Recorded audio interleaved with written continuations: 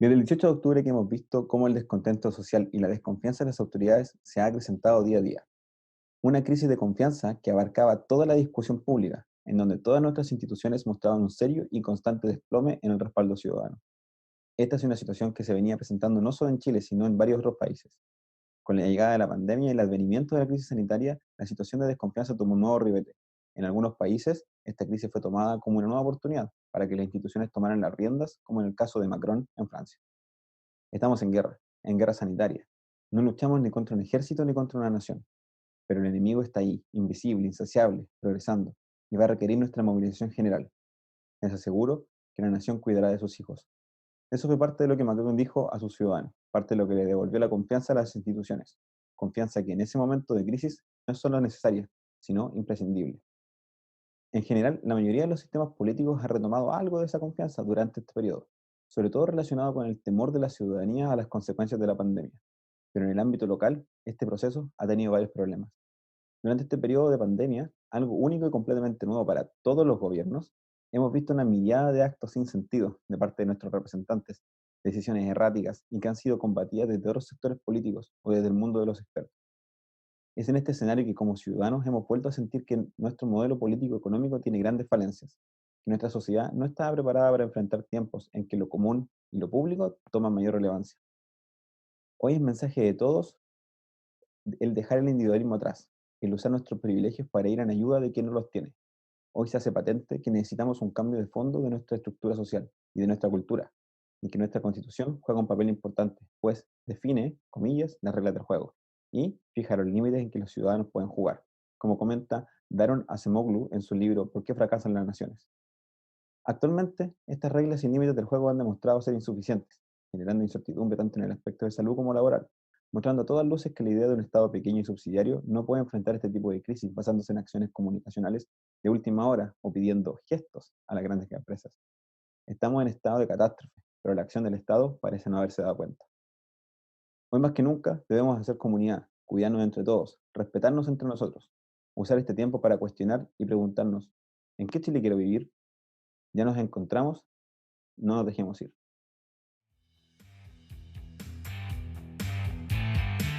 Aquí comienza ¿Qué tal Cadecida Podcast? Un espacio de conversación abierto, independiente y pluralista. Bienvenido entonces a un nuevo capítulo de Que Talca decía podcast, este proyecto ciudadano en que buscamos abrir un espacio de conversación e información respecto al proceso constituyente.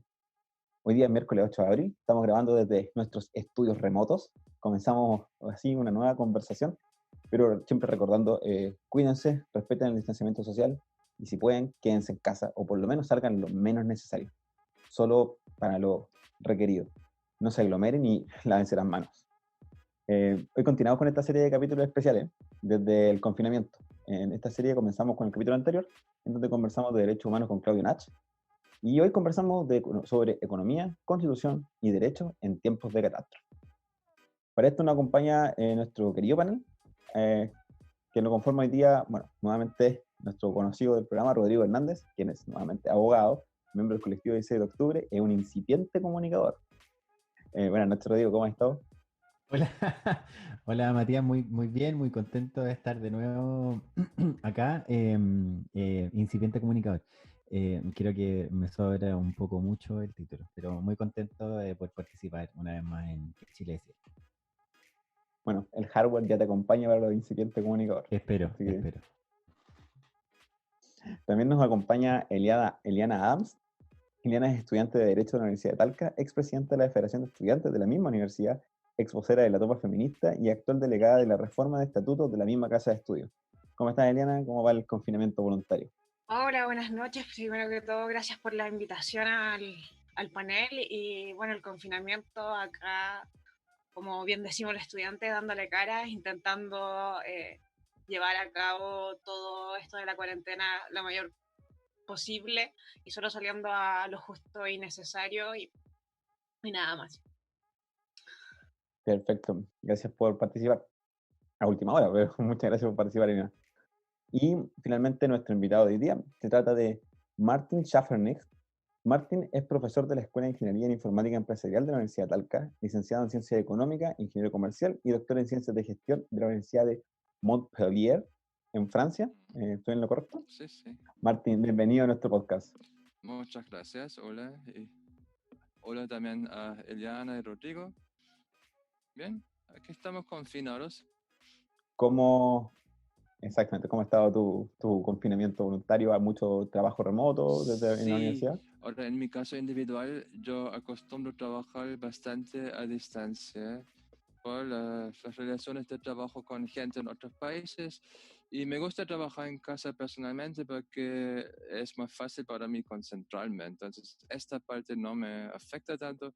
Es más bien el contexto genérico de las incertidumbres que esto significa para todos. Bueno, tienes razón, para quienes ya trabajábamos de manera remota, esto no cambia mucho, pero ciertamente el No, contexto es otro. no es más bien como cuando partió las restricciones. Para mí eran recuerdos de los días en la semana después del terremoto en el año 2010, cuando estaba nada preparado, nada estaba funcionando y no hubo nada ni perspectiva ni información. Eso es bien Ah, como impresionante. Como la ya. sensación de gobierno. Bueno, es una sensación como ya Anomia. común en esta situación. ¿De desgobierno será? Desgobierno El y anomia le desgobierno. dicen algunos. No está bueno, no están funcionando. De hecho, ni siquiera hay tribunales funcionando hoy día. Están todas las audiencias suspendidas, por lo tanto también todo se aletarga mucho más. Entonces no es muy claro saber ni siquiera de las denuncias que hay, ni las demandas, ni tampoco ciertos roles de los empleadores y trabajadores. Está todo bien como en el aire.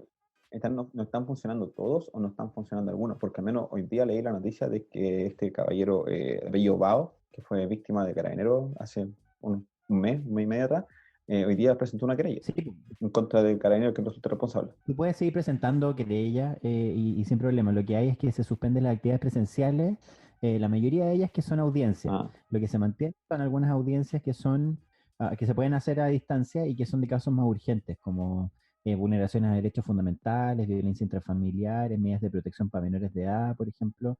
Esa clase de cosas siguen funcionando y siguen tramitándose con audiencias. Lo que, por ejemplo, no se tramita tanto ahora o se están suspendiendo son audiencias laborales, por ejemplo, que son igualmente importantes, sobre todo en este contexto, donde hay varios despidos. Probablemente lo vamos a conversar un poquito más adelante también. claro. Rodrigo, ¿esto es el distanciamiento social en la administración pública o cuál es la razón de no hacer esta parte?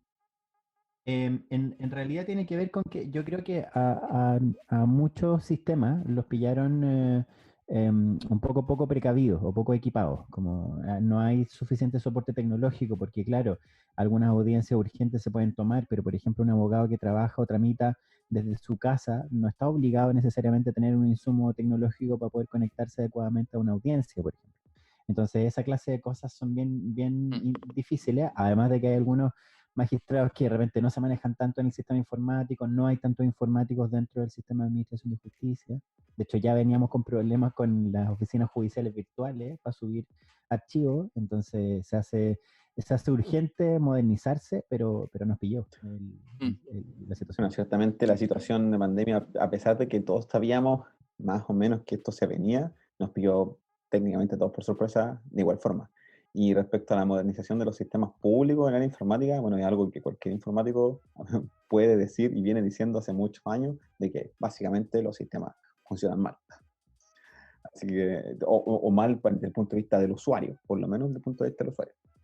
Bueno, el tema de hoy día ya lo introdujimos un poco, vamos a hablar de economía, derecho y constitución en tiempos de catástrofe, pero para empezar, queremos hacer esta modalidad de las preguntas rápidas. Martín, vamos a darte un concepto y le diré que uno dé una respuesta rápida a lo primero que se tenga en la mente. ¿Te parece? Ok. Vamos a empezar. Entonces, COVID-19. Es lo invisible de la biología y de lo indisociable que es el cuerpo humano de todo el resto de lo vivo en el planeta.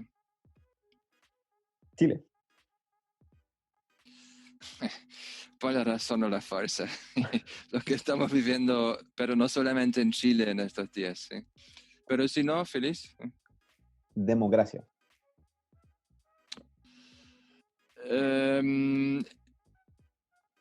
Parálisis, porque yo encuentro que la democracia del siglo XIX o del cambio del siglo al XIX, del XX, no necesariamente es la única forma participativa y estamos con una cierta reticencia de modernizar el proceso de participación. Mi opinión personal, ¿no? Constitución. Constitución, es bueno cambiarla cuando ya se siente que la constitución actual ya no refleja la cultura de las personas. Lo que tú preguntaste antes, ¿cuál es el país que nos imaginamos para la generación que viene? Y si esto ya no tiene relación con la onda, digamos, de la constitución actual, es bueno revisar, ¿sí? No necesariamente descartar todo porque sí, pero revisar, estar dispuesto a cambiar lo que debe ser cambiado. Lo encuentro un ejercicio importante que ya había empezado años atrás. Y con el cambio de gobierno, eso me dejó bien pensativo, cómo el sistema del día a día político puede efectivamente bloquear completamente una iniciativa que ya estaba en marcha. Bueno, en fin. Neoliberalismo. Vacas sagradas de pensadores de 3 siglos en el pasado que se mantienen como una bandera de protección para proteger algunas otras ideas, para mí. Economía en el mundo.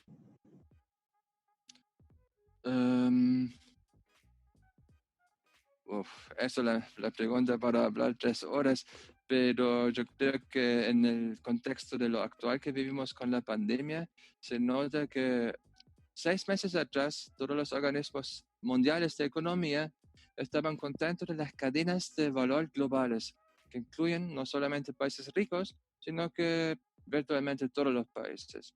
Y hoy en día vivimos el lado oscuro de estas cadenas. Cuando se corta en algún lugar, se derrumbe todo como un efecto dominó y una crisis se hace mundial en pocos días. Entonces el desafío económico creo que para muchos países y empresas va a ser cómo hacer un balance entre la eficiencia de costos de la globalización y los riesgos que esto conlleva. Economía en Chile. Mucha ideología y intereses que se protegen. O sea, como en el debate social, por el resto la economía chilena sigue siendo una economía extractiva. O sea, en el norte de la minería, por el resto agricultura, básicamente, entonces innovación y valor agregado, que son, perdón, que empecé al revés, pero hay una tendencia en el mundo. Los países que viven económicamente de la extracción de la naturaleza son los que menos participación política tienen y más desigualdades sociales y económicas. Entonces, una cosa va con la otra. Grandes desafíos. Latinoamérica. Sí, y también Chile, Latinoamérica, también otros continentes, ¿no? Pero estando acá en Chile, los intentos y las conversas de innovar, de abrirse, de ser más inclusivo, de ser más confiable, responsable, todas estas cosas que llevan 25 años por lo menos en el discurso de muchos, y es súper difícil cambiar la cultura. No Y basta con el deseo. finalmente Piñera. Oh. Puedo hablar como persona particular, Sí, porque si me absolutamente, introducen absolutamente. como funcionario de Estado, No, no, no. yo me siento con cierta reserva. Miren, si ustedes compárenlo con otros países, ¿en cuántos países, una vez que alguien fue elegido, pónganse el caso de Alemania? Angela Merkel ha sido la canciller de Alemania, que gente como la generación de Eliana, que se nacieron con esta persona y podían pensar que es una monarquía, porque siempre es la misma. Y eso también, la tendencia existe en otros países también. Y parece ser, o podría ser la explicación que llega a la cumbre de la estructura jerárquica, se rodea de gente que no le pone ningún peligro. Y 4 o 5 años más tarde uno se da cuenta que, se nos olvidó planificar la sucesión. Y en el caso de Chile, donde el que le toca el turno de presidente no puede postular al tiro, Entonces viene una especie de columpio así. Y ahora estamos en la segunda iteración entre los dos bloques tradicionales. Y uno se podría preguntar qué viene después. Por el resto, yo he encontrado que durante los últimos meses, como una persona que vive en la sociedad chilena, la manera de responder al llamado estallido social ha sido bien poco satisfactoria. ¿Sí? Para decirlo así, poco satisfactoria, porque miren, si a los 3 días de las marchas grandes uno tiene 12 o 20 iniciativas, todo estudiado, es muy raro, porque como son problemas complejos que llevan décadas para armarse y para desarmarse, entonces primero no se dice nada y luego se dice, no, ya tengo la solución. O sea, o siempre se supo y no se dijo nada, o se está improvisando. Y a mí personalmente me parece complicado la una y la otra. Entonces, yo pienso que los gobiernos, si ustedes revisen en marcha atrás, no solamente el actual, no han sido brillantes en cultivar la participación de los habitantes, que empieza con una educación para poder participar. Más bien se ve una marcha que es súper como fijada en las obligaciones que se han creado y nadie logra salir, porque nadie lo puede hacer solo. Todos dicen, el presidente, pero un presidente tampoco lo hace solo. Entonces cada uno tiene solo insuficiente responsabilidad personal y todos se corren con que ellos no pueden y el otro, y ya pasó el turno de un gobierno, viene el siguiente. Entonces, por lo menos desde que nosotros llegamos a Chile a fines de 93, se puede reconstituir el problema que tenemos ahora en marcha atrás, desde que el ex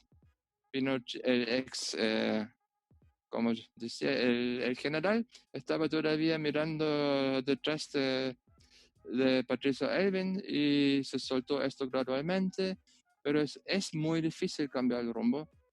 Bueno, entonces esta parte no la cargaría a un gobierno reciente. O sea, la reforma previsional, el sistema de salud, este sistema con 3 estratos separados en educación, todas estas cosas que en otros países, como donde yo crecí, eso es público y no se cuestiona el carácter público para el bien de todos en el país, pero aquí es una obra muy, muy grande. Y bueno, capaz que ahora con los grandes derrumbes sea una oportunidad, pero yo no lo tomaría tampoco como garantizado. Perdón, olvidé la pregunta inicial, me dejé llevar por la idea. No, solo quiero reparar en que cada vez que preguntaste por neoliberalismo o economía en Chile, o por el presidente, Martín partió por un agravio. profundo y largo suspiro. Y, a ver, ¿cómo responde esto? Pero también yo creo que tiene que ver, lo veíamos de hecho incluso la semana pasada cuando hablábamos en el capítulo anterior con Claudio Nach, cuando hacíamos esta referencia a la figura del jinete y del caballo. Es que claro, hay problemas de jinete, naturalmente, y yo creo que más o menos una opinión compartida por una amplia mayoría. Pero sí creo que lo que tú mencionas, Martín, es que si es que estamos discutiendo sobre si el problema de la respuesta política es por improvisación o por falta de voluntad, es porque en realidad hay algo más profundo que simplemente un mal presidente, sino que más bien quizá tiene que ver con una cuestión que está asociada a modelos o a sistemas, como si vemos que en realidad los sistemas no son públicos, sino que son tripartitos, como mencionas ahí, o si es que vemos que hay decisiones políticas que de la noche a la mañana fueron posibles después del estallido social, cuando antes, durante 30 años, todo el mundo decía que eran imposibles de sacar. Es bien interesante cómo radicalmente transitamos de un modelo a otro, y no lo digo solamente por los poderes del Estado, sino que también uno se encuentra con hasta académicos, en el caso mío en el derecho, yo veía profesores que en los años 2000, 2005, 2007 decían, es que es imposible cambiar la Constitución, eso no se puede porque no existe, no está permitido, no está avalado, no hay un sustento jurídico para eso. Y resulta que en 60 días pasamos de la imposibilidad absoluta a la posibilidad máxima de cambiar un sistema completo. Entonces igual es interesante darnos cuenta que todo lo que dábamos por sentado antes pareciera ser que puede ser discutido de un momento a otro gracias a ciertos fenómenos políticos. Bueno, yo creo que ahí es cierto que hay que tener algo cierto. En la historia de la humanidad, nada, ningún modelo, ninguna propuesta está escrito en piedra. Y finalmente, como muchas veces se ha dicho, que el poder constituyente, que el pueblo, que la ciudadanía, lo que sea, finalmente los que vivimos en un lugar somos las personas y somos las propias personas las que tenemos que ponernos de acuerdo en cómo queremos vivir. Creo que esa es la... Pirincho Navarrete decía, nosotros funcionamos como sistemas de Estado desde antes de ayer. O sea, Oye, y entrando ya más en materia, tenemos algunas cosas en pauta que queremos hablar. Y bueno, Rodrigo amablemente agregó aquí un título en la pauta y dice así: Sistema económico en chileno. ¿Cómo está nuestra realidad, según Martin? tienes 10 segundos para Ah, responder, te cacho. bueno, pregúntense si es real esta realidad. Porque yo creo que eh, si fue tu pregunta, Rodrigo, es un poco similar en lo económico a lo que tú acabas de decir en lo político con la Constitución. Decir que algo es imposible o sí posible, siempre amerita preguntar por qué. ¿Cuál es la razón por la cual una persona podría pensar que es imposible hacer algo, ¿no?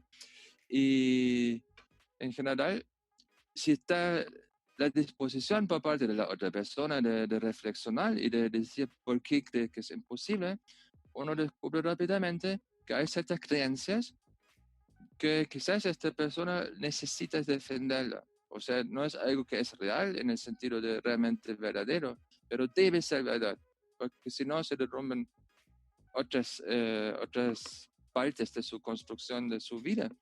Entonces, si tú preguntas el sistema económico chileno, bueno, creo que todos ustedes y los auditores también conocen la historia de la gestación, de cómo se reformó bajo el régimen militar durante la dictadura una economía que fue bueno, en fin, que fue después del intento de reforma bajo Allende, una marcha atrás según una construcción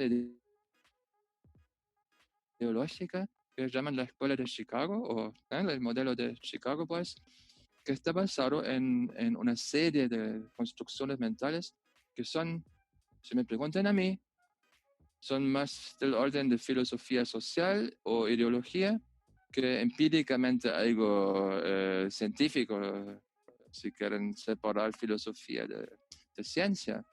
Entonces, en el caso chileno, si tú piensas cómo se reguló el uso del agua, que es algo que yo en lo personal todavía me pregunto de quién pudo haber tenido esta idea de considerar la forma de regular los derechos de explotación del agua, que no tiene ningún mérito. Para muchas personas en el mundo, la idea de propiedad privada está asociada al esfuerzo propio. O sea, yo me esforcé, tengo mérito, entonces puedo ser propietario de algo que yo he creado. Ahora, si en mi jardín hay una fuente de agua o pasa agua y yo la inscribo, es como inscribir el título de propiedad de la luna, ¿no? Este talquino famoso. Entonces, claro, si uno quiere hacerlo, ¿por qué no? No hay una ley de la naturaleza que lo prohíba, que lo haga imposible, pero decir que esto es una cosa científicamente fundamentada, a mi opinión, no. Son intereses que se argumentan. Entonces, si ustedes comparan el sistema de Chile con otros como en Europa, por ejemplo, claro que van a ver una serie de diferencias. Aquí, según la constitución actual todavía, la manera como el Estado regula la propiedad privada y su uso se ha formulado de una manera bien como hábil, ¿sí? Clever. Porque de hecho el Estado, si recuerdo bien, tiene la obligación de proteger la salud de sus ciudadanos, ¿sí? Y además es el Estado quien dice cómo se puede hacer uso del derecho de propiedad. Son 2 artículos. Y bueno, en cuanto son 2 cosas, hay que sospecharlo porque muchas veces entran en conflicto. Si ustedes ven las cuadras en el centro de Talca, cerca de las concentradas, hay cuadras enteras que llevan 10 años en ruina. Es un desastre, y no solamente en lo económico directamente, también es feo. Entonces, la diferencia entre vivir en una ciudad o pasearse en una ciudad fea o bonita, eso cambia completamente la experiencia de ser parte de la ciudad, cambia las conductas y tiene que ver algo con salud. Si ustedes quieren, la salud no es solamente no romperse los huesos. Entonces el Estado se autodefinió una obligación de velar por el bien de sus miembros y de regular el uso de la propiedad privada, pero en los hechos parece ser que uno de estos derechos tenía más peso que el otro. Y esto yo no creo que tenga un fundamento científico, eso es simplemente que siendo como es, una parte de la sociedad se beneficia de esta configuración y no le costaría renunciar a estos privilegios, es tan corto como eso. El resto, sí, Martín, dale. yo una sola pregunta respecto a lo que tú dijiste. ¿Por qué cuando hablas del neoliberalismo, porque mucha gente presenta el neoliberalismo como si fuera como tú decías, como casi que una ciencia exacta? Y tú dices, en verdad, esto no responde tanto a una teoría económica, sino más bien a una teoría social o política. ¿Cuál es la diferencia entre una y otra? ¿Por qué, por ejemplo, una vez se escucha la escuela de Austria como una línea o una corriente económica, o el capitalismo como un sistema y el neoliberalismo no es un sistema? Te pregunto como para alguien que no entienda absolutamente nada, digamos, en términos económicos. Sí, el neoliberalismo es Mm. una especie de agrupación dentro de una corriente de pensamiento del liberalismo, que esto tiene sus raíces, sus referencias en el trabajo de alguien que fue profesor de filosofía social, que hoy en día muchos dicen que es como el abuelo o el padre el fundador de la economía, Adam Smith. Pero él no fue economista, no existían economistas cuando él vivía. Todavía no se habían separado los economistas de los demás cientistas sociales. Y si tienen algún momento libre para leer un libro que él escribió sobre la teoría de los sentimientos morales, ven que era un tipo bien observador y bien pensador. Y los liberalistas se refieren mucho a él. Ahora, los liberalistas del origen son los nuevos ricos, entre comillas, que en tiempos todavía de aristocracia en Europa habían hecho dinero con comercio y querían poder participar y querían ser libres, pero esto era para los propietarios de algo, o sea, los hombres libres eran los hombres, no eran mujeres, no eran niños, Exactamente. ¿cierto? Y no todos los hombres. Uno tenía que tener propiedad para no tener que trabajar y los trabajadores eran como casi esclavos. O sea, la idea, la primera ola del liberalismo era libertad para algunos. ¿Sí? Era ser libre de la tiranía del rey. Entonces, si ustedes revisan hoy en día los pronunciamientos de gente como Axel Kaiser, que predica mucho en este sentido, ya la tiranía se pueden preguntar, bueno, ¿quiénes son los tiranos hoy en día? Porque en Chile o en el mundo occidental no hay muchos reyes.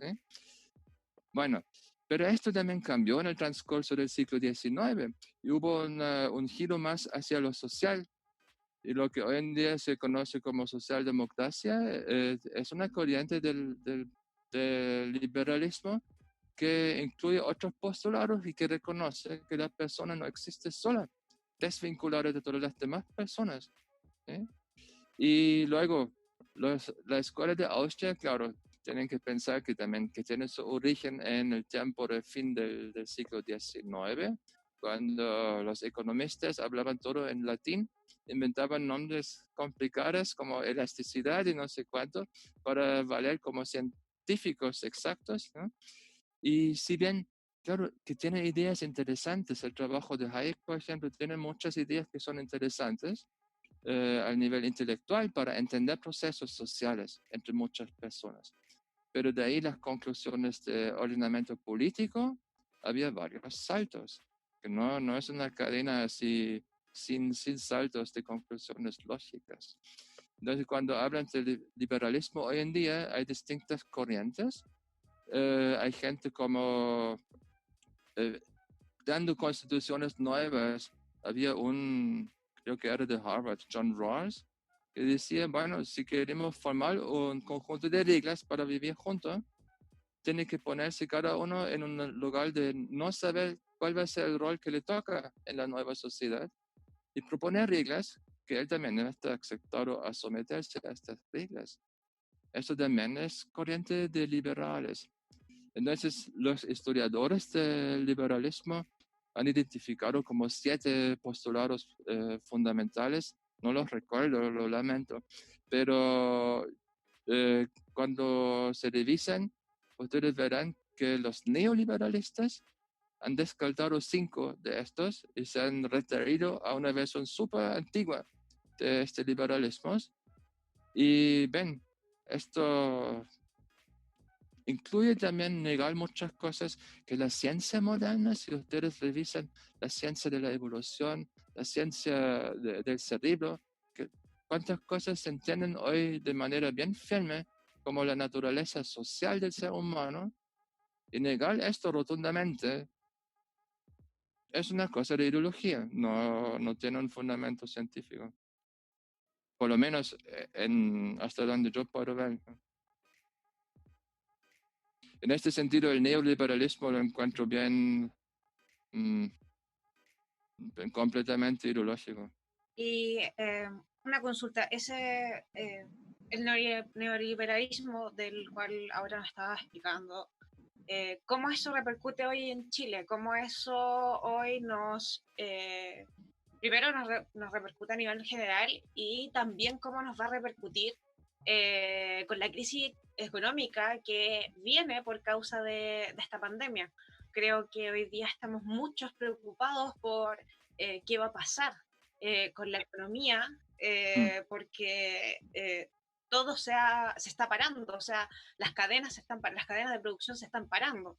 Entonces, ¿qué? Y como somos además, como ya lo decía al principio, una economía extractivista, pasa que vamos a tener que parar en algún momento quizá incluso a las minerías, porque va a llegar el coronavirus ahí, y los mineros no viven, bueno, duermen en containers, 6 personas por container, son focos de mucho peligro de contagio. Entonces, por ejemplo, tendríamos que pararla. Quizás se tendría que parar la agricultura en su momento si no llegamos a controlar bien la situación de este virus, del COVID.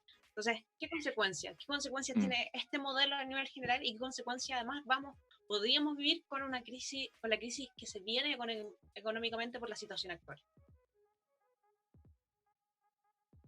Yo personalmente pienso que los problemas económicos de los sistemas productivos, las cadenas, esto lo van a tener todos los países, y independientemente de si son más bien del lado neoliberal o no. En el caso de Chile, seguramente, no sé si ustedes observaban los problemas que tienen muchos fabricantes de automóviles y otras industrias, porque los fabricantes de China que proveen módulos o componentes dejaban de trabajar. Esto es como un dominó que ha ido de China hasta Estados Unidos o Alemania o Francia. Bueno, si ustedes ven el involucramiento chino en el cobre en Chile, uno podría pensar que si hay un colapso de la economía china, va a colapsar, entre otras cosas más, una parte de la exportación del cobre en Chile. Esto va a ser ingresos de menos para las empresas que están ahí, pero también para el Estado. Esto probablemente, no lo sé, pero me imagino que como el cobre es un componente muy grande en el comercio internacional de Chile, un gran cambio en la venta de cobre también tiene un impacto al tipo de cambio. Y de hecho, si ustedes ven en relación con el dólar y el euro, las relaciones de valor hoy en día del peso son muy distintas a como eran 3 o 4 meses en el pasado.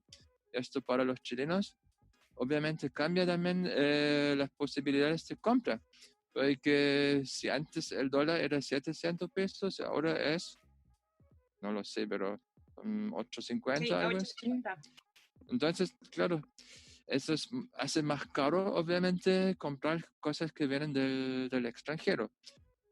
Ahora, si además internamente se paralicen los sistemas, eso es una de las cosas. No solamente no tengo respuesta, también esto es un susto muy grande.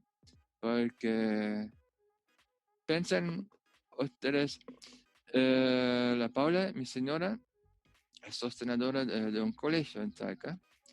Los colegios están cerrados, es un colegio subvencionado, o sea, en parte pagan las familias, en parte paga el Estado. El Estado en principio sigue pagando, pero como los papás, sus hijos no tienen clases presenciales, algunos dicen, no, entonces no vamos a pagar porque además me despidieron en el trabajo, no tengo dinero.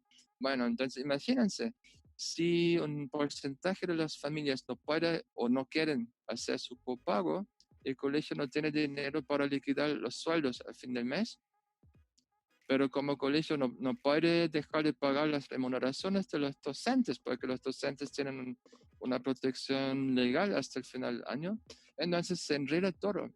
Y la gente que pierde su trabajo obviamente no puede comprar, y si no pueden comprar, a quienes compraban antes también pierden su trabajo. Y lo que yo no he escuchado del gobierno ahora es cómo se va a detener este efecto dominó. O sea, si el gobierno dice, no se preocupen por las cosas básicas, los alimentos van a estar. Y yo también me preguntaba lo mismo, ¿cómo van a estar los alimentos si la gente no tiene dinero para pagarlos? Porque claro, para los supermercados hoy en día tenían bastante más claros sus procedimientos que después del terremoto. Y de hecho, uno puede ir al supermercado sin problema. Y están los productos. Pero los que no han podido recibir su salario no pueden ir a comprar. ¿Y qué hacen los supermercados? Reducen la cantidad de bienes que tienen en sus estantes, claro. Entonces dejan de comprar a algún proveedor y la crisis se reparte como una espiral muy rápidamente. ¿Quién puede detenerlo? Bueno, si comparan con tiempos de guerra o casi guerra, ¿qué es lo que hacen los gobiernos? Detienen el proceso económico al final y dicen, aquí vamos a razonar. Entonces cada familia va a tener un ticket para, no sé, 1 kilo de pan, 2 litros de leche. O sea, ya no circula el dinero como antes para evitar los cambios de precio. Y entonces se derrumbe la economía como la conocemos normalmente. Yo no sé cómo se detiene esto, salvo dos cosas. Si el Estado tiene credibilidad en los mercados financieros, puede emitir bonos para crear dinero, ¿sí? Y en el fondo regalar dinero, lo que en Europa llaman el dinero helicóptero. ¿Sí? Se genera dinero, se da a todos los hogares alguna cantidad de dinero y dicen vayan a comprar. Y después vemos cómo saldrá la deuda. Eso es lo que varios gobiernos en Europa ya hicieron. Estados Unidos también lo han hecho. Y si esto ya no se puede hacer, ¿Lo hemos hecho acá? ¿cómo? ¿Lo hemos hecho acá? ¿Tienes antecedentes de que lo hayamos hecho acá en Chile el último tiempo? Probablemente soy muy malo para seguir las noticias, pero yo no tengo conocimiento de un proyecto de ley concreto donde el Estado de Chile diga, aquí vamos a tener, pónganse 500 mil millones de dólares, algún monto grande, ¿sí? Yo lo sabía del gobierno en Alemania que había generado una deuda, un déficit fiscal, así desde la nada, se pasó a través del Parlamento en menos de una semana, eran 156 mil millones de euros. y esta plata alcanzó durante 3 semanas. Ya están saliendo el próximo paquete. Porque lo que la economía alemana dejó de producir por día tenía una equivalencia de 35.000 millones. Entonces, este paquete estaba para un par de semanas y listo. Eso es muy caro, claro. Pero, en fin, si ustedes revisan históricamente qué ha pasado cuando los estados se endeudan mucho, en algún momento hay un gran olvidón. ¿Sí? Se anula la... Bueno, y además es complejo entenderlo desde la dinámica en cómo funciona el rol del Estado en Chile también, que tiende a ser un Estado que es más bien observador, que no se involucra mucho en dinámicas privadas, tanto así que incluso hoy día teniendo un decreto, un estado de emergencia, un estado de catástrofe, el Estado es reticente incluso a fijar precios, por ejemplo, o a definirlos de una forma más o menos vertical. Entonces, difícil imaginar, ¿no? Sí, En un estado que llegue a emitir bonos si todavía es tímido para poder asumir un rol activo dentro de la propia actividad económica.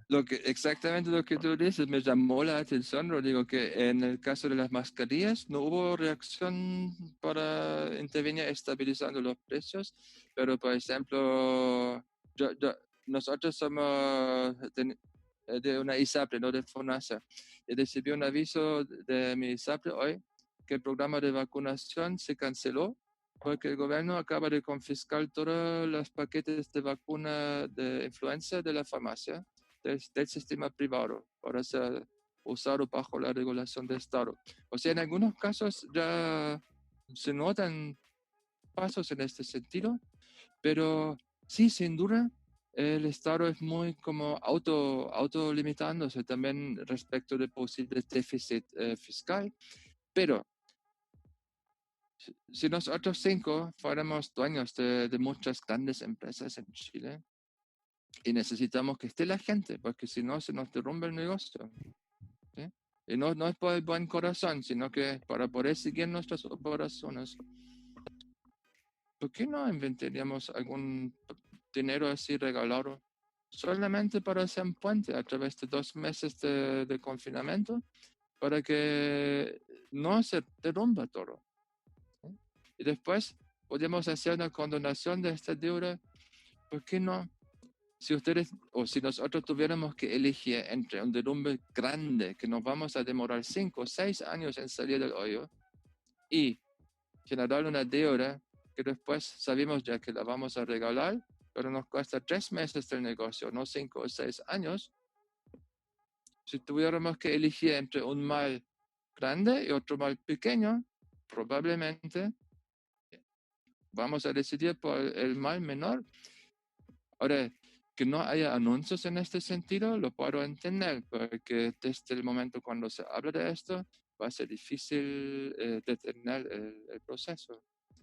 Así que yo estaría adivinando que se está reflexionando en cómo hacer estas cosas, pero sin generar un efecto de anuncio. Sí, el presidente, la verdad, hoy día dio como su plan para enfrentar esta crisis económica, y lo único que hoy día tocó fue el 2% que está en la Constitución, que es por cobre, el 2% de la ley del cobre. Pero no dijo nada respecto de quizás endeudarse o de entregar dinero. Eh, sola- Solamente le va a entregar, de hecho, dinero a un banco, al Banco de Chile, para que la gente pueda sacar un crédito. Se supone que con tasa de 0%, pero sacar un crédito es básicamente, como estudiante, lo digo, es casi crear un CAE 2 versión COVID-19. Entonces, la verdad, igual también estuve leyendo un poco de quizás cómo debería enfrentar el gobierno, y preguntarle a usted, ¿es posible, por ejemplo, de que el gobierno tenga una deuda, contraiga una deuda, eh, tome ese dinero y empiece a inyectarla, por ejemplo, a medianas y pequeñas empresas, ya que no tienen la espalda necesaria para poder sobrevivir a esto, y además que le asegure el sueldo a todos aquellos que trabajan de forma independiente, porque es alrededor del 25-26% los chilenos que trabajan de forma independiente, se va a asegurarles por lo menos un sueldo mínimo con una deuda. Sería, o sea, según lo que entiendo y por lo que ha dicho, eso sí sería posible para Chile, pero ¿por qué no se estaría implementando? ¿Por qué cree que el gobierno ni siquiera lo ha mencionado? Cuando entiendo que igual, básicamente por lo que ha dicho, Chile podría contraer una deuda e incluso sería la mejor medida, la con menos problemas. Sí, yo creo que, bueno, en parte, o sea, no tomen lo que yo digo por más que ideas y opiniones, pero yo he escuchado de fuente bien confiable que en la gestación del Transantiago, por ejemplo, muchos de los problemas del Transantiago tienen su raíz en el imperativo que esto tenía que funcionar sin subsidio. O sea, tenía que, y no le importa a nadie que en ninguna otra ciudad del mundo eso funcione sin subsidio, pero tenía que ser. Entonces, a lo mejor hay como un marco mental que exige a la gente que conforme el gobierno que cualquier solución tenga que pasar por los privados. Que sea con el Estado, sin el Estado, no lo sé, pero el que opera tiene que ser un privado. Entonces, a mí no me sorprendería que haya una conversa y un acuerdo con un banco privado, por ejemplo, para operar esto por alguna ventaja del banco que ahora no sabemos cuál va a ser, que también para justificar que efectivamente se haga esto con una tasa de interés real de 0. Y entonces sería casi como el dinero helicóptero. La diferencia es que no es regalado, que hay que reembolsarlo. ¿Sí? Ahora, los planes de reembolso, seguramente estos créditos tienen que hacer una concesión larga, un periodo de gracia o de mora muy largo para empezar a reembolsar en un año o algo así, cuando ya estamos fuera de la situación actual. Posiblemente, entonces, hay una variedad de opciones para la solución de crear dinero para que la gente pueda ir a comprar, y algunas serán más estatales y otras soluciones involucran más el sector financiero privado, por ejemplo.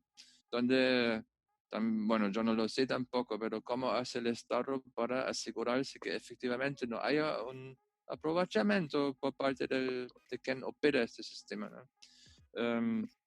Ahora, lo otro para las empresas, yo sé del caso de Alemania que ha sido un desafío muy grande agilizar la parte administrativa, porque cientos de miles de empresas, de pymes, de pequeñas empresas, tenían que recorrer al Estado, solicitar la ayuda y ya, en la misma semana, porque si no, ya están quebrados. Y esto, bueno, lo que se alcanza a leer de las noticias, ha funcionado bien. Entonces tiene que haber sido realmente que han hecho un gran esfuerzo de tener procesos cortos de respuesta inmediata, y entonces el gobierno ha puesto a disposición este dinero para las empresas y era efectivamente en un tiempo de proceso de 3-4 días ya estaba en la cuenta de la empresa. Esto habría que ver cómo implementarlo también en el caso de Chile, a través de cuál órgano, cuál oficina. Entonces, a lo mejor, si hay un entendimiento entre el Estado y un banco, la infraestructura administrativa y operativa del banco asegura un despliegue rápido. Habrá que saber de qué manera esto es confiable y realmente vaya a funcionar sin una parte escondida, que sea sorpresa en algún momento posterior. Oye, Martín, y a propósito de eso mismo, ¿qué te parece a ti sobre como las alternativas que tiene el Estado en otra clase de temas? Como por ejemplo lo que hay, porque una cosa es en el fondo ofrecer un salvataje a una pyme o a un microempresario o qué sé yo, a la sociedad civil que trabaja a través de corporaciones o fundaciones, pero una cosa distinta es, qué sé yo, al sector hotelero o lo que pidió, por ejemplo, la TAM, que derechamente le dijeron al Estado, quiero que me ayuden porque no tengo la capacidad para poder seguir funcionando, porque uno cuando ve eso, ese análisis en el fondo, uno ve una situación crítica, que en el fondo es una gran empresa o un gran sector económico que siente que no es capaz de salir a flote él mismo, ni siquiera pidiéndole a los trabajadores que se bajen a un 50% de su sueldo, que es lo que ocurrió con la TAM, y la TAM le dice al Estado, necesito que me ayudes a sacarme a flote. Y uno a priori lo ve como algo bien terrible, porque en el fondo si la TAM no tiene plata, ¿quién más tiene plata?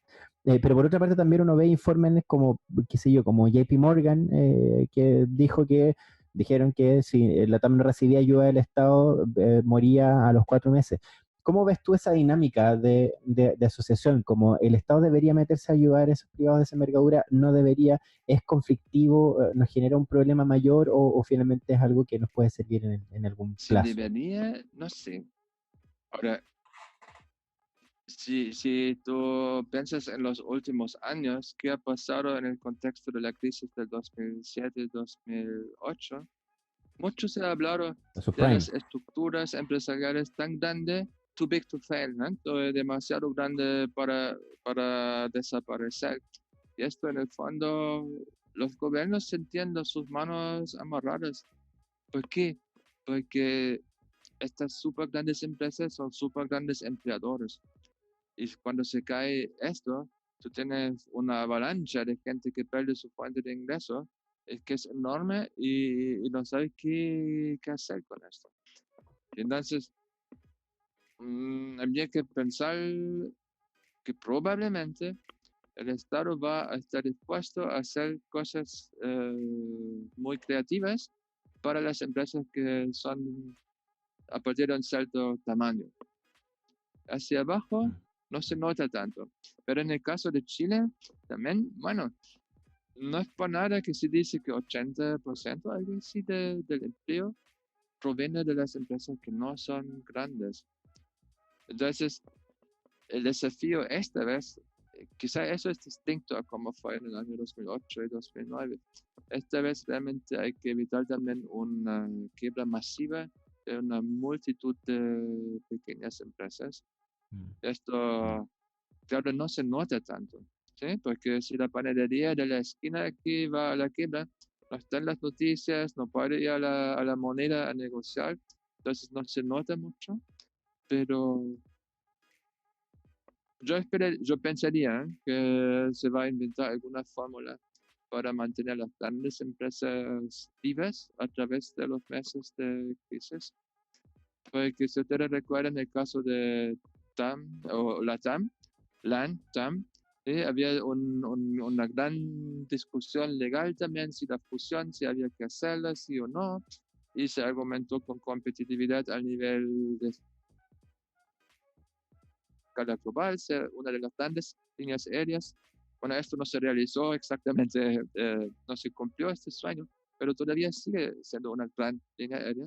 Entonces, dejar que esto se desmantele sin haber intentado intervenir probablemente genera mucho susto también en el gobierno. Entonces yo pensaría más bien que por ahí hay muchos incentivos para ayudar. Ahora, probablemente, claro, en dinero es impresionante, en cantidad de empleo, eso no sé qué porcentaje representa una compañía como la TAM. Ahora, piensen también, o sea, las capacidades que tiene el Estado y el gobierno realmente frente a lo desconocido que no deja mucho tiempo. Si observan el actual del Ministerio de Salud en los últimos meses, pueden ver que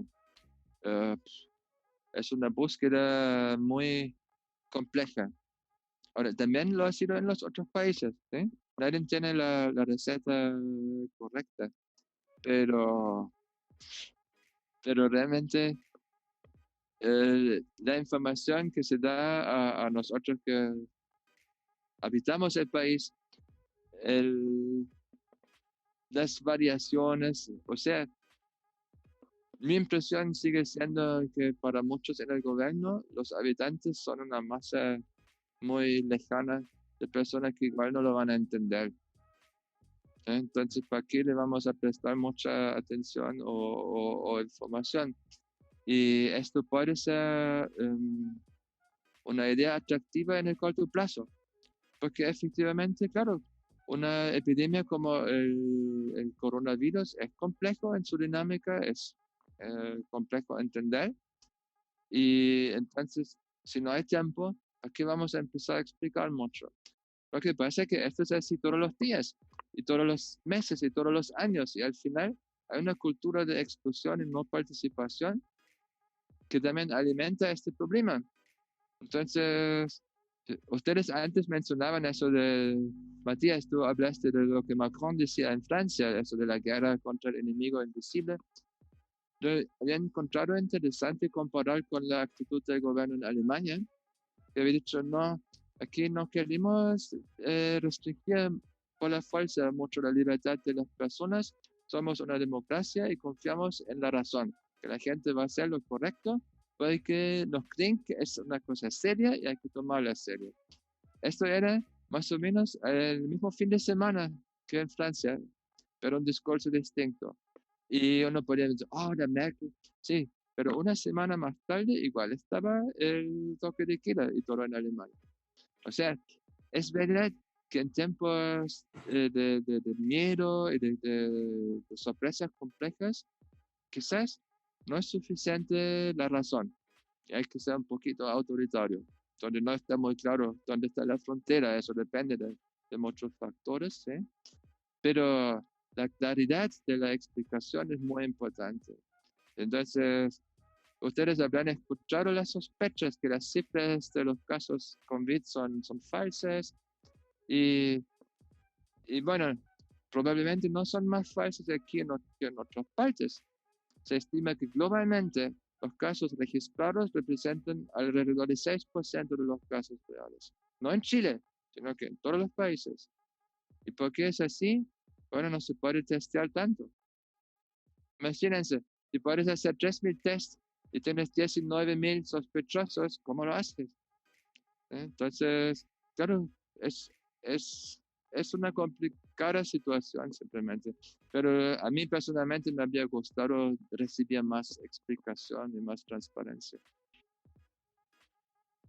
Ciertamente, como lo comentas, estamos viviendo una situación compleja para todo el mundo y técnicamente no hay ningún país, ningún gobierno que haya sabido enfrentarlo mejor que otro en particular, sino que cada uno lo ha enfrentado, digamos, de la manera que lo ha podido hacer. También es cierto que esto de la desconfianza que se ha generado desde el estallido social y probablemente desde antes, ha generado aún más desconfianza hoy día, ya que no creemos nada de lo que nos dicen, y aunque las explicaciones técnicas de lo que nos indican son ciertas, no podemos tener más números, mejores estadísticas, dado que no podemos medir más personas. No sentimos esa seguridad de quienes deben cuidarnos, por tanto nos sentimos más inseguros aún. Y esta sensación, y al mismo tiempo también tienes razón en que también es complejo decirlo.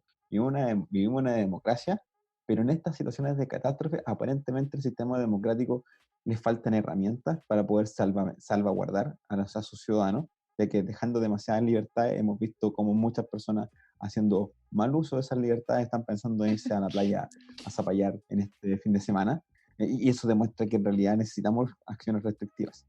También es cierto que desde el punto de vista económico también ha sido esto muy complejo para todos los gobiernos en el sentido de que somos una economía globalizada y lo que afecta a uno de los países afecta a todos de una y otra manera, incluso en el consumo de productos. Ya sabemos que, por ejemplo, Estados Unidos está reservando su producción de artículos que paguen ayuda a la salud en el área de esta enfermedad, no se van a exportar porque ellos lo requieren, lo que implica que muchos otros países como Chile, que no tenemos mano de obra para generar este tipo de productos, por ejemplo, nosotros no construimos nuestros propios respiradores, vamos a tener falta de ese tipo de artículos. Entonces, esto es una situación compleja, no estoy yendo en defensa ni en ataque de ningún gobierno en particular, pero es una situación compleja y lo que complejiza más esta situación tiene que ver con la confianza que nuestras autoridades nos dan.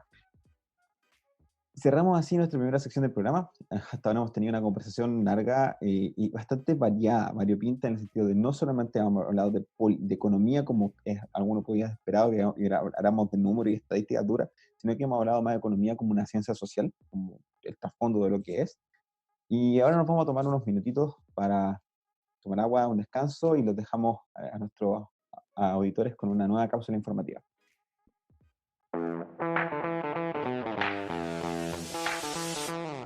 Mucho se ha hablado al último tiempo sobre el derecho a la salud. Hay dos cosas que debemos entender respecto al sistema constitucional chileno. En primer lugar, que el derecho que reconoce nuestra Constitución en el artículo 19, número 9, se titula como Derecho a la protección de la salud. Sin embargo, lo que se explicita no es el tipo o forma de protección que hará el Estado, sino simplemente el derecho a elegir que tienen las y los ciudadanas y ciudadanos entre un sistema público o uno privado. Lo que claramente no es una protección, sino de hecho una desprotección, al ser evidente que los únicos que podrán elegir son quienes tienen el dinero para hacerlo. En segundo lugar, veamos cómo funciona esta protección. La forma en que un sistema constitucional hace efectiva la promesa que nos da cuando dice que tenemos una cantidad determinada de derechos fundamentales, como hace esta Constitución a lo largo de todo su artículo 19, es a través del recurso de protección. Este recurso es la manera en que la ciudadanía hace efectiva la protección de derechos fundamentales cuando ve a alguno de los suyos afectado. Sin embargo, nuestro artículo 20, que es el que regula dicha acción, expresamente deja fuera cualquier mención a la protección de la salud, dando lugar al recurso de protección solo cuando se afecta nuestro derecho de elegir, entre sistemas públicos o privados. No procede si la calidad de atención pública de salud es mala. No procede si al paciente le dan una hora de atención en una fecha irrisoriamente lejos por una enfermedad. No procede si en su ciudad no existe cobertura de atención a la dolencia que aqueja al paciente. Esta trampa es exactamente igual respecto del derecho a la educación o la seguridad social. El artículo 20 los deja explícitamente afuera de la acción del recurso de protección. ¿Qué significa todo esto? Que ni siquiera tenemos protección para las muy malas redacciones de derechos que tenemos en el catálogo del artículo 19. Pero todo se vuelve un poco más evidente en tiempos de crisis y pandemia, ¿o no? Acá es cuando nos preguntamos qué hace el Estado.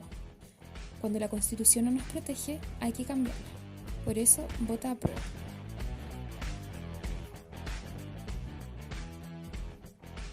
Ya estamos de vuelta en nuestro programa. Estamos conversando sobre economía, constitución y derecho en tiempos de catástrofes junto al profesor Martin Schaffernick, Eliana Adams y Rodrigo Hernández. En esta segunda sección vamos a conversar sobre, yendo un poco más al punto, sobre constituciones, relacionándola con los procesos económicos y sobre el proceso de estado de catástrofe en el que estamos viviendo. Martín, desde tu postura, desde tu visión como en el área económica, queríamos saber un poco sobre tus opiniones asociadas a lo constitucional. ¿Un Estado mínimo o un Estado máximo? ¿Puede el Estado involucrarse en la economía o incluso en procesos productivos e industriales?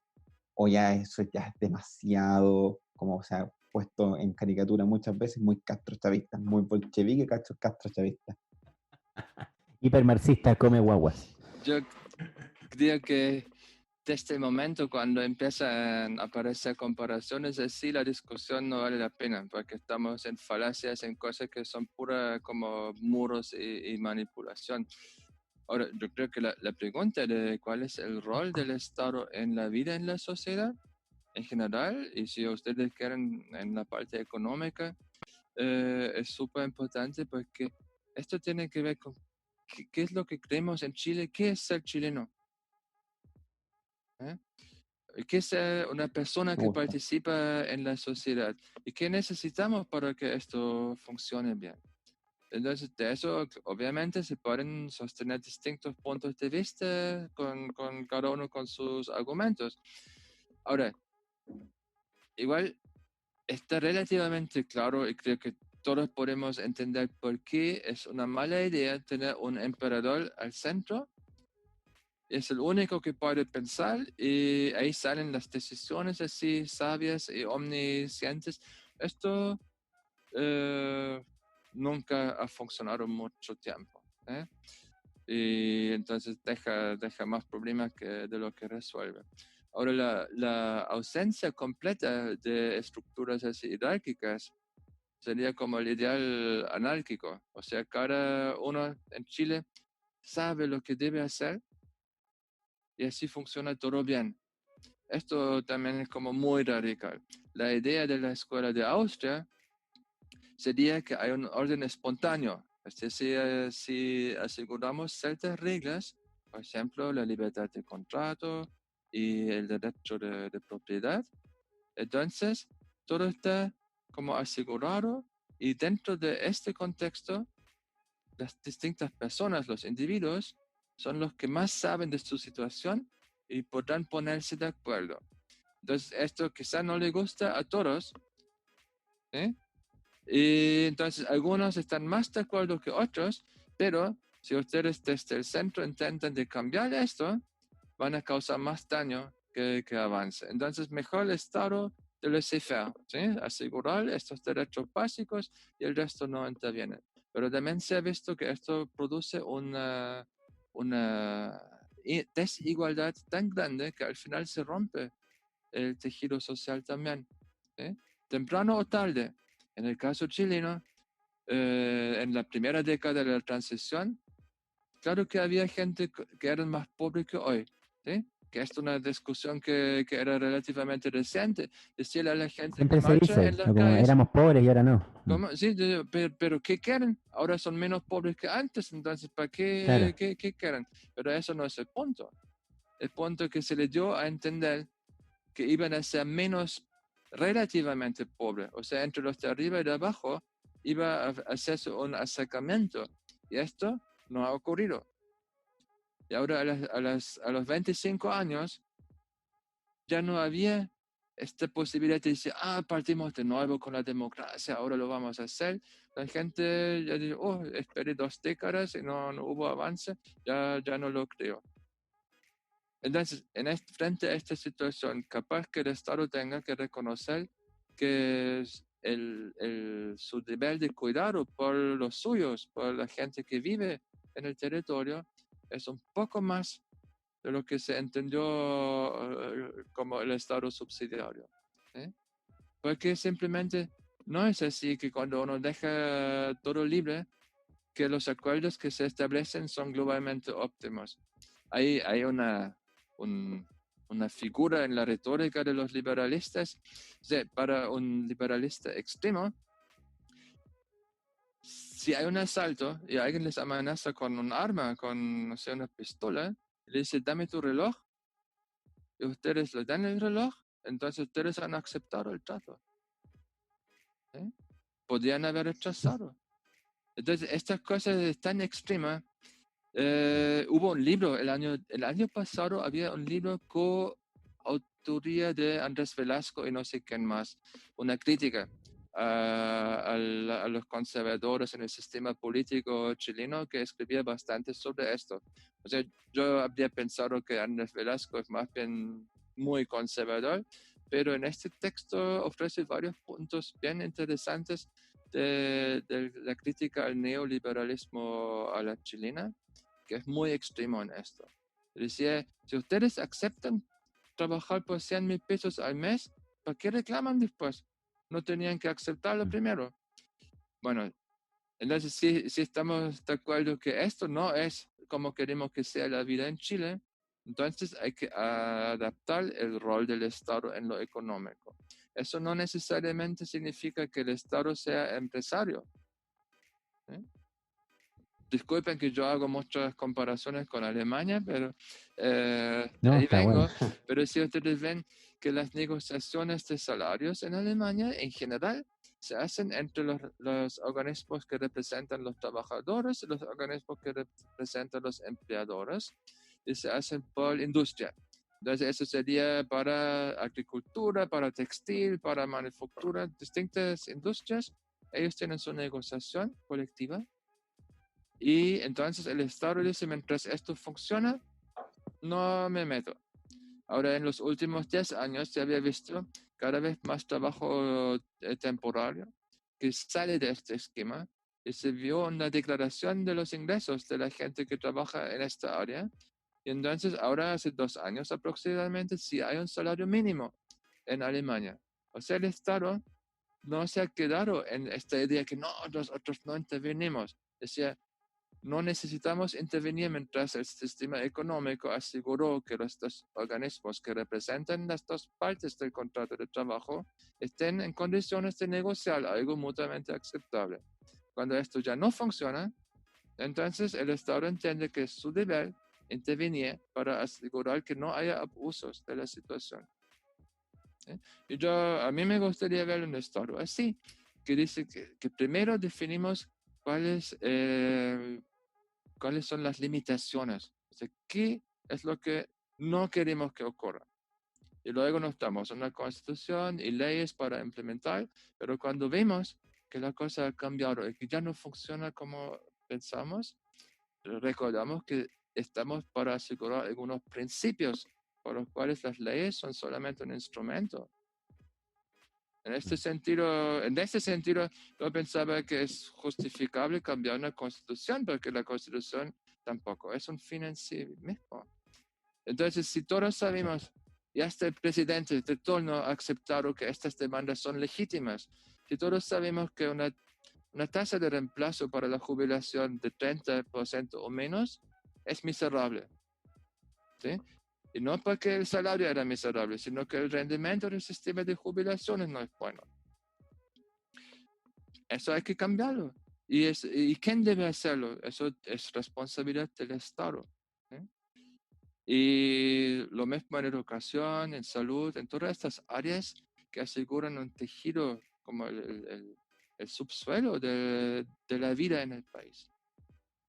Especialmente si estamos pensando que no se cambia la constitución cada 20 años, entonces estamos hablando para mucho tiempo en adelante. Entonces, si cada uno de nosotros piensa, bueno, ¿cómo queremos que sea la vida de mis nietos?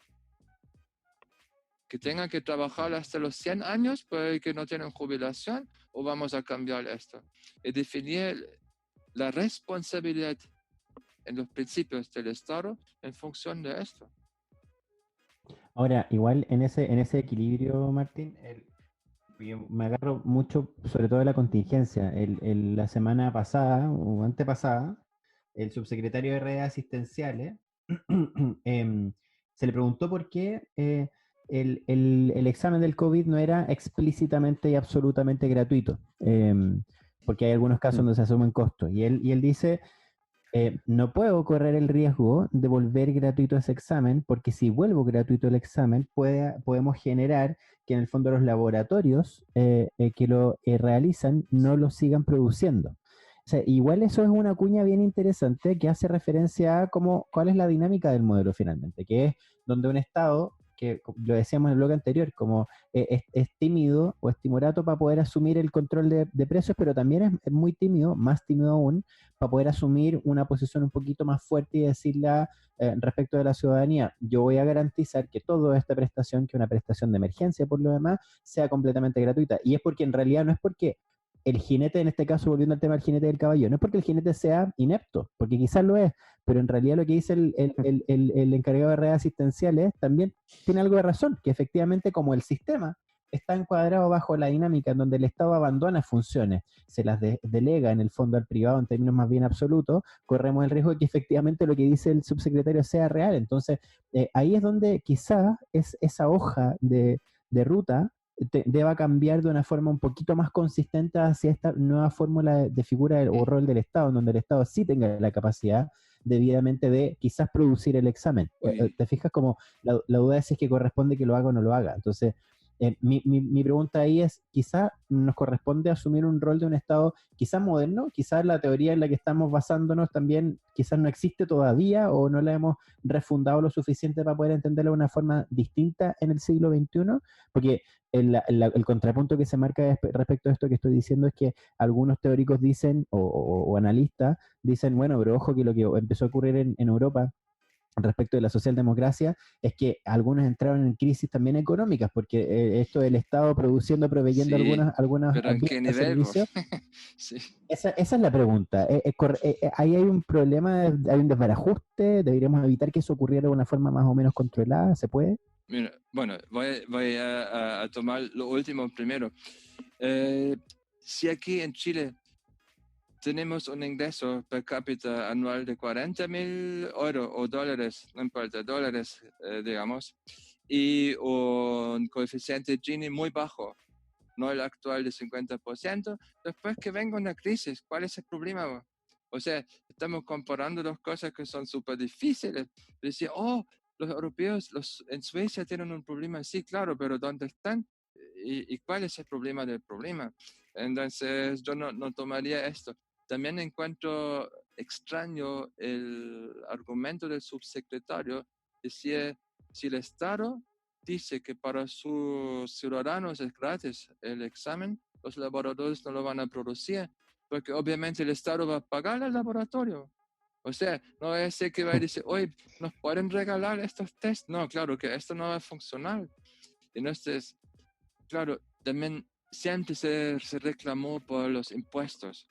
Y yo en español lo encuentro también, habla el nombre del impuesto, algo que se impone, como si fuera algo malo.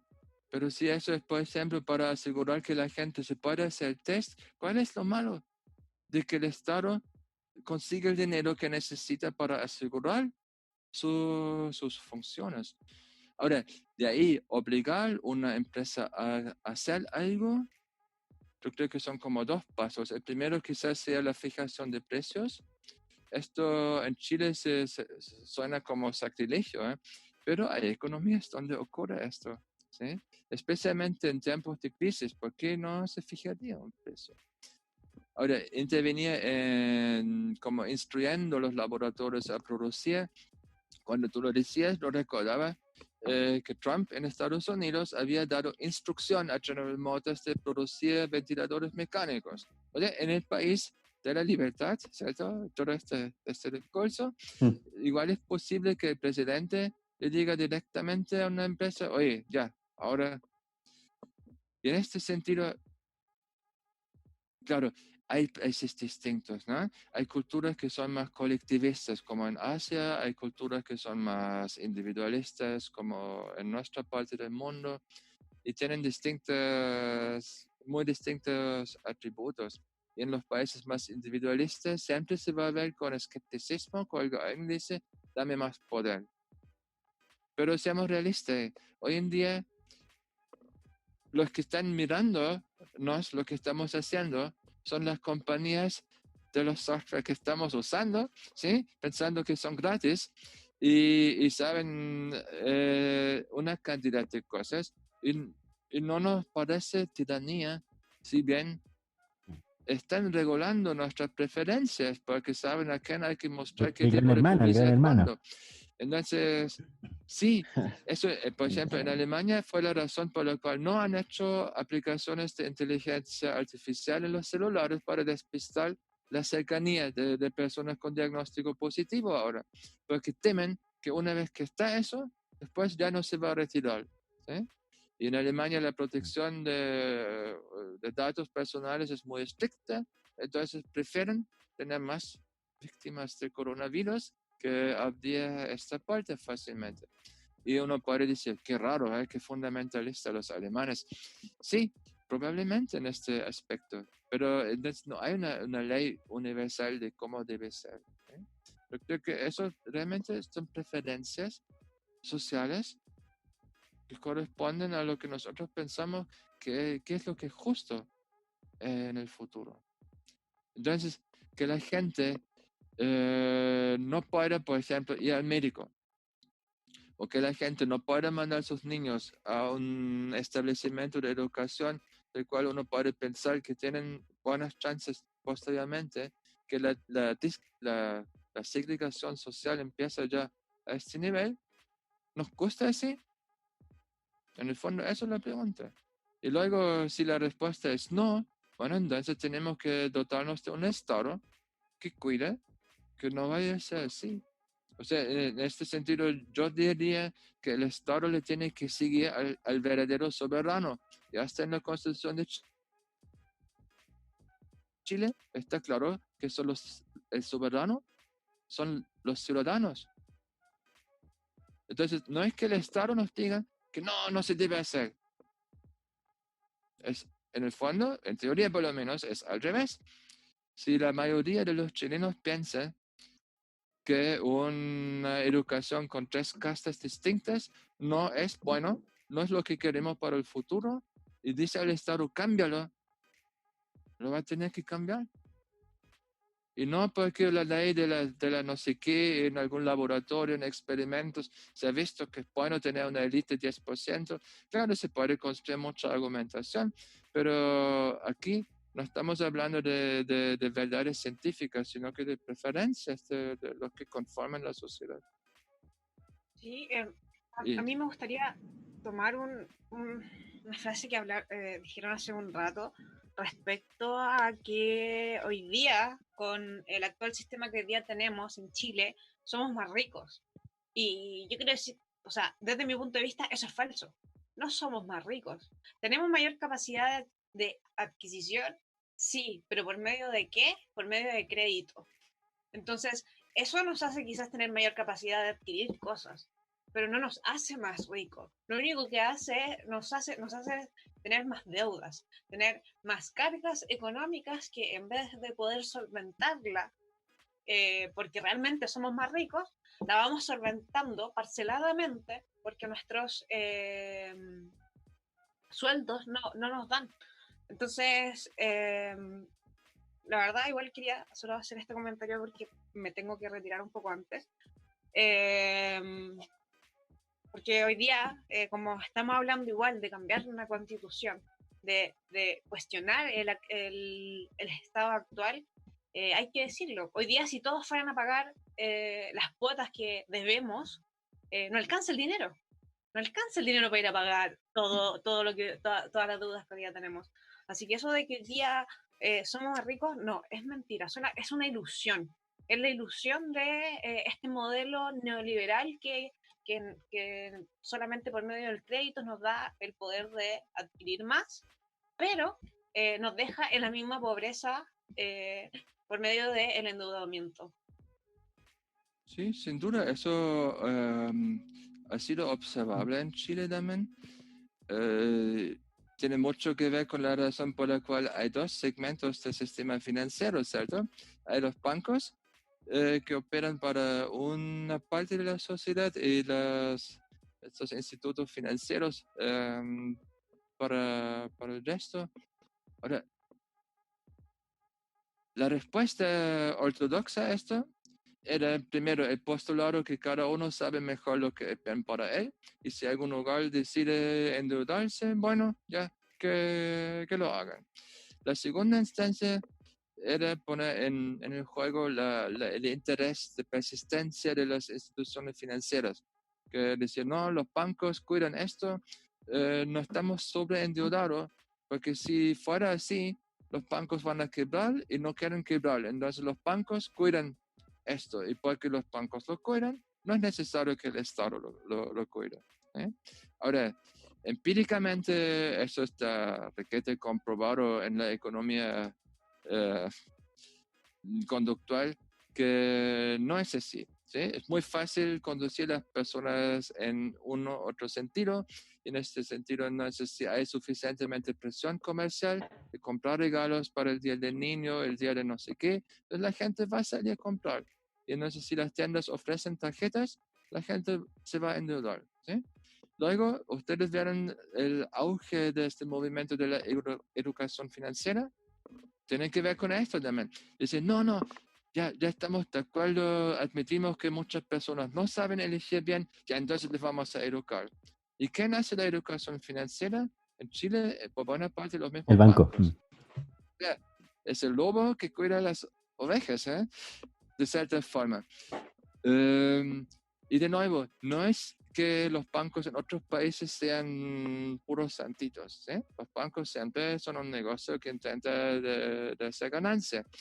Sin embargo, probablemente hay diferencias en qué tan radical pueden ser en esto. Y de nuevo, si estamos de acuerdo, y eso sí, hay fundamentos científicos para saber que la gente no es perfectamente capaz de tomar la mejor decisión por su propio bien. Entonces, decir que esto lo cobran los privados no tiene fundamento más allá de la ideología. Y claro, si tú dices, bueno, podemos comprar más, pero tenemos deuda, Bueno, sí. Yo no conozco en particular la tasa de endeudamiento de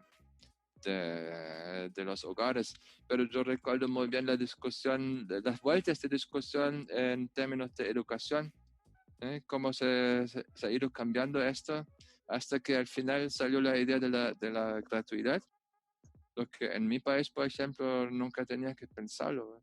No se paga por estudiar en la universidad.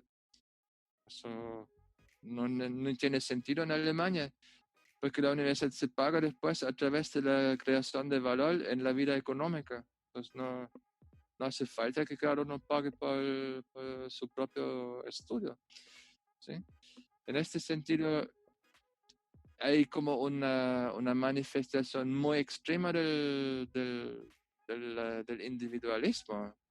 Exactamente. En nuestro sistema económico-político, podríamos hacer una pregunta de si fue primero el huevo o la gallina. Si nuestra cultura como chilenos nos lleva a tener un sistema político-económico que nos individualiza y nos permite esta falsa sensación de adquisición y un éxito asociado exclusivamente al poder económico, o si nuestro sistema político nos llevó a tener una cultura individualista en que hoy día se pone en jaque.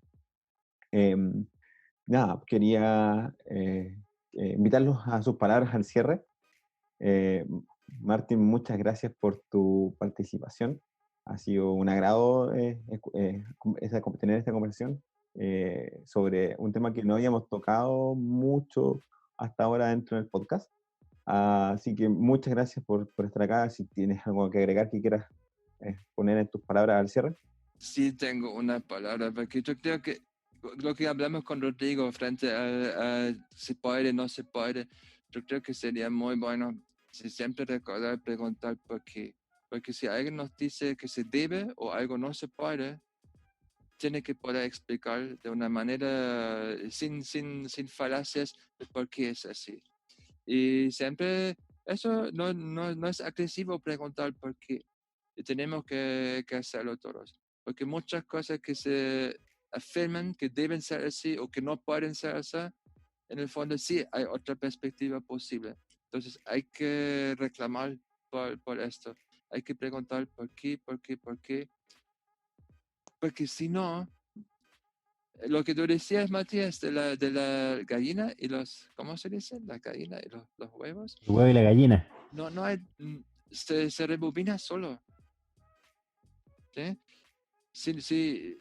Si no cuestionamos, no es posible salir de este círculo. Pensamiento crítico y cuestionamiento. Dos partes esenciales del pilar educativo. Así que no piensen que hay respuestas correctas, pues no hay respuesta científica a todo. Mucho es preferencia de las personas, entonces hay que consultar, hay que preguntar y hay que cuestionar. Muchas gracias, Martín. Ciertamente tenemos que ser capaces de cuestionarnos la realidad y cuestionarnos si lo que tenemos como pilares, como creencias, son realmente verdades o son nuestras propias sensaciones, nuestros propios sesgos los que nos llevan ahí. Hay un montón de falacias argumentativas y falacias de pensamiento y nuestro cerebro trata de tener sesgos de confirmación constantemente sobre que lo que creemos es lo correcto y eso es lo que tenemos que aprender a cuestionar. Eliana, te invito a tus palabras al cierre, si quieres comentar algo. Nada, gracias por la invitación, ha sido súper interesante. Admito que la primera parte de cuando empezamos a hablar un poco como del origen del liberalismo y todo eso, la verdad para mí fue muy, muy interesante, quedé con ganas de escuchar más, la verdad. Pero bueno, el tema que nos convocaba era igual más específico, pero me alentas a seguir estudiándolo. Así que muchas gracias, Martín, la verdad, por estar acá, de verdad. Y gracias a todos ustedes, Rodrigo, Matías, y nos vamos a seguir encontrando en las actividades de ¿Qué tal Cadecida por una nueva constitución? Muchas gracias, Eliana. Muchas gracias por participar con nosotros. Esperemos que podamos invitarte a un nuevo capítulo. Rodrigo, tú cierra. Solo como cada vez que sobre todo Martín tomaba la palabra, me llamaba la atención y me acuerdo mucho una frase de un profesor, Gonzalo Sembler, que decía que la política aparece cada vez en que tenemos una decisión que tomar. Y eso marca la dificultad y la necesidad de contar siempre con la política y la dificultad que tiene el separarla de otros ámbitos del conocimiento. Finalmente, todo está impregnado de alguna manera, no solamente por nuestra parcialidad. Nosotros tenemos un espíritu, tenemos una forma de ser, tenemos una identidad que hace que necesariamente aprovechemos la política para poder tomar decisiones, la buena y la alta política. Y eso significa también entender que hasta las decisiones económicas también pasan por un proceso político del individuo, que es parte de su historia, su experiencia, sus necesidades, y también de un entendimiento sistémico. Para mí la clave que se repitió mucho en este podcast, lo que mencionó también mucho Martín, fue lo que está asociado a la participación. Si hay una cosa clave que hay que entender y que hay que quizás modificar respecto a nuestras dinámicas incluso sociales e institucionales, tiene que ver con cómo entendemos nosotros el acceso al poder y cómo participamos en la vida pública. Estamos acostumbrados a entender que o hay que entregar algo armado de parte del Estado, o uno tiene que meterse en donde no le corresponde, donde no entiende. En realidad creo yo que todos tenemos algo que decir en algunos espacios, y la única forma de poder definir nuestra hoja de ruta tiene mucho que ver con reconocernos a nosotros mismos y saber de dónde somos, quiénes somos y qué queremos ser. Entonces creo yo que, y donde me quedo con eso, es que prueba de la discusión es que hemos estado siempre dando vueltas justamente en esta clase de conceptos. Cuando hablamos desde la historia económica inclusive, pasamos por estos procesos que son eminentemente humanos. Y me quedo mucho con las palabras de cierre de Martín, que es que finalmente hay que entender que estos procesos no son estáticos, que estamos llamados a discutir y rediscutir las cosas, a analizarlas críticamente y a cuestionarnos esta realidad que a veces por dar todo por sentado no nos atrevemos a dar un paso un poquito adelante. Bueno, muchas gracias, Rodrigo. Tienes toda la razón. Participación, cuestionamiento, creo que son dos conceptos que tenemos que quedarnos después de este capítulo. Cerramos así entonces un nuevo capítulo de este podcast. Te agradecemos, Martín y Eliana y Rodrigo, por su tiempo, disposición y la buena onda de participar con nosotros. Gracias por abrir una nueva discusión que, como mencioné antes, no hemos tenido durante el programa. Hablamos de economía y sobre economía y digamos, ciencia social, no solamente números, y sobre todo en este momento complejo con el que estamos viviendo. Como siempre, los invito a conectarse con nosotros en nuestras redes sociales. Nos pueden encontrar en Facebook como Que Chile Decida Maule, Instagram como @quetalcadecida, y en nuestra plataforma Spotify, Apple Podcast y Que Tal Que Decida en nuestro canal de YouTube. Ya lo saben, cuídense, eviten salir y lávense las manos. Nos despedimos con la siguiente frase. Hay gente que adora la plata y se mete en la política. Se adora tanto la plata que se mete en el comercio, en la industria, que haga lo que quiera. No es pecado, pero la política es para servir a la gente. Pepe Mujica. Muchas gracias, nos vemos. Y aquí cerramos otro capítulo de Que Talca Decida Podcast. Hasta la próxima semana y te esperamos con nuevos invitados. Síguenos en redes sociales y comparte.